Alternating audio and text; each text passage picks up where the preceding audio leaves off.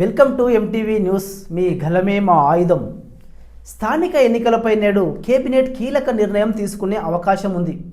మంత్రివర్గ సమావేశంలో ఇదే ప్రధానాంశంగా చర్చ జరగనుంది. పార్టీ పరంగా బీసీలకు 42% సీట్లపైన చర్చించే అవకాశం కనిపిస్తోంది. బీసీ రిజర్వేషన్లు, స్థానిక సంస్థల ఎన్నికలు సహా పలు అంశాలపై నేడు గురువారం జరగనున్న మంత్రివర్గ సమావేశం కీలకంగా చర్చించనుంది. ఈరోజు మధ్యాహ్నం ముఖ్యమంత్రి రేవంత్ రెడ్డి అధ్యక్షతన జరిగే సమావేశంలో స్థానిక ఎన్నికలపై ఓ నిర్ణయం తీసుకునే అవకాశం మెండుగా కనిపిస్తోంది.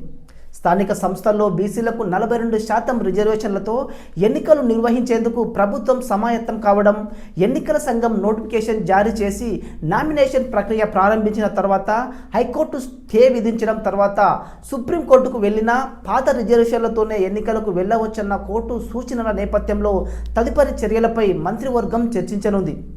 అసెంబ్లీ ఆమోదించిన బిల్లు రాష్ట్రపతి వద్ద, తర్వాత తెచ్చిన ఆర్డినెన్స్ గవర్నర్ వద్ద పెండింగ్లో ఉండడం, జీవోలపై ఉన్నత న్యాయస్థానం స్టే విధించిన నేపథ్యంలో మంత్రివర్గ నిర్ణయం కీలకం కానుంది.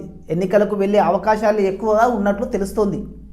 ప్రభుత్వ పరంగా అన్ని రకాల ప్రయత్నాలు చేసినా ప్రయోజనం లేకపోవడంతో పార్టీ పరంగా 42% సీట్లు కేటాయించేలా నిర్ణయం తీసుకుంటారన్న వాదన వినిపిస్తోంది.